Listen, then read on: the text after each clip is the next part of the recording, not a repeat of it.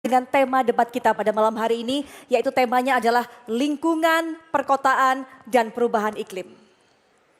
Serta kami imbau kepada para pasangan calon untuk tidak mengajukan pertanyaan yang bersifat sara, tidak menggunakan singkatan maupun istilah asing dan sejenisnya dalam mengajukan pertanyaan, dan jika ingin menggunakan agar dapat menjelaskan terlebih dahulu.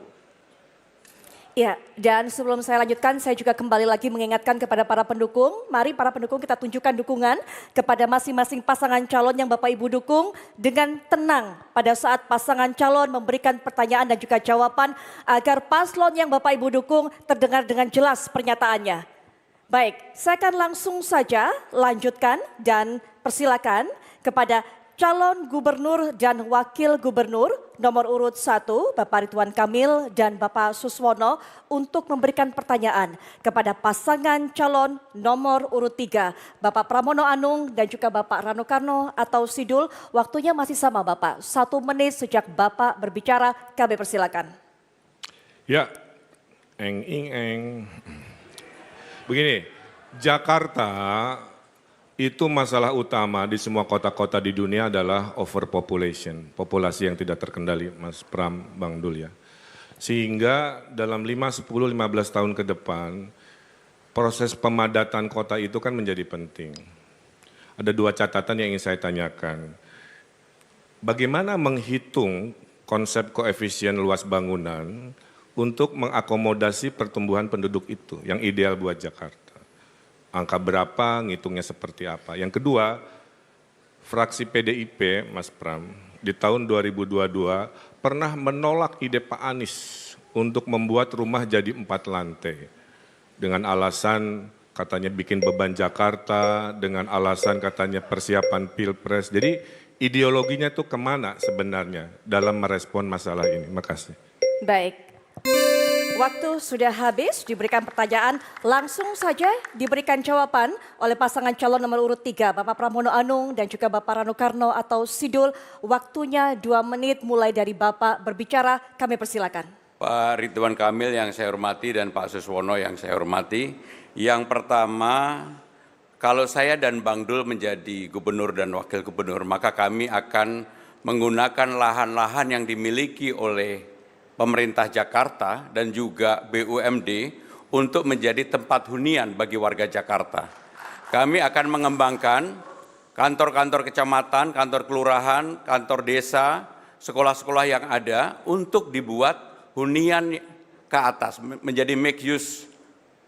Sehingga dengan demikian apa yang akan kami lakukan? Misalnya sebagai contoh konkret, di Jakarta Selatan, di Blok S ada sekolah dengan luas 1,1 hektar.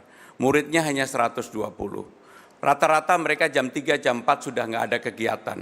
Nah yang seperti itu akan saya gunakan untuk membuat yang pertama, lantai 1, 2, 3, 4, 5 ke bawah menjadi valet parking. 1, 2, 3 menjadi sekolah. Kita perbaiki dengan fasilitas yang lebih lengkap. Ada lapangan olahraga dan sebagainya dan sebagainya.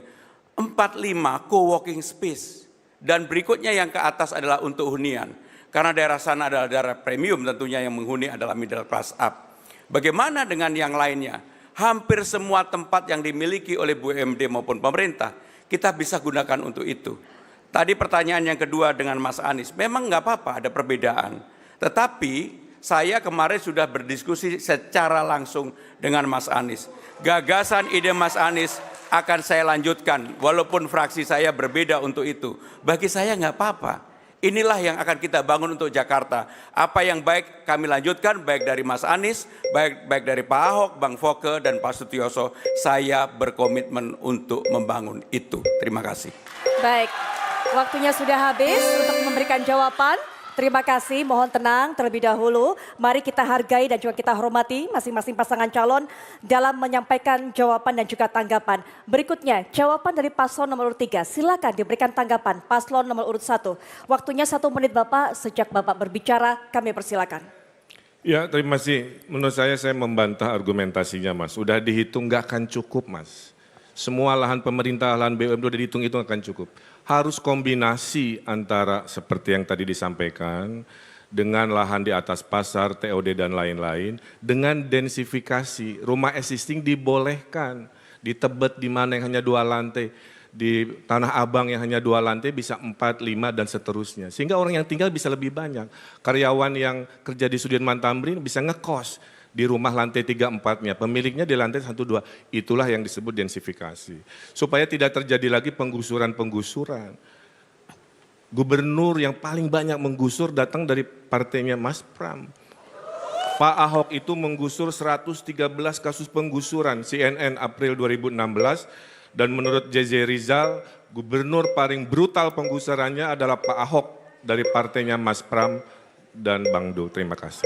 Baik, waktu sudah habis. Mohon tenang. Baik, kami pahami semangatnya tapi mohon kita hargai masing-masing pasangan calon, Bapak Ibu.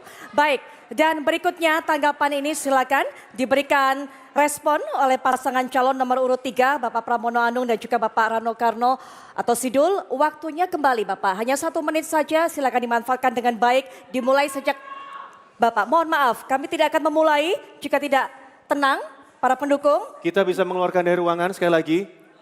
Sekali lagi Bapak, kami benarkan Ibu. akan mengeluarkan Anda ya. Baik, Bapak Ibu, mari kita tunjukkan Bapak Ibu merupakan pendukung yang baik dengan memberikan kesempatan kepada pasangan calon. Setuju ya? Baik, oke, baik. Silakan Bapak, waktunya 1 menit sejak Bapak berbicara. Kami persilakan. Malam ini saya didampingi oleh Ahoker dan Ana Abbas.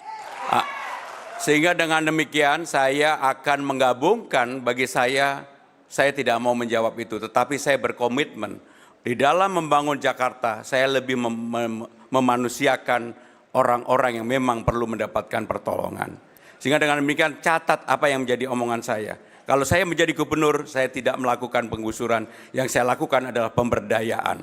Dan itu yang dibutuhkan oleh warga Jakarta. Maka saya fight untuk maju ini setelah melihat persoalan di bawah. Kartu Jakarta Pintar, kartu Jakarta Sehat. Orang banyak sekali, kartu lansia yang harusnya mendapatkan, tidak mendapatkan. Dan itulah yang membuat semangat saya untuk hadir dan tampil menjadi orang yang menyelesaikan persoalan yang ada di bawah, persoalan rakyat Jakarta. Termasuk BUMD pasar tadi, itu kan milik BUMD. Sehingga dan demikian pasti akan kami bangun juga. Terima kasih. Baik, Bapak mohon maaf, waktu sudah habis. Dan Bapak Ibu hadirin sekalian, kita baru saja menyaksikan paslon nomor urut 1 dan 3 saling tanya jawab dan juga memberikan tanggapan. Sekarang kami berikan kesempatan kepada masing-masing pendukung untuk memberikan aplaus dan juga apresiasi.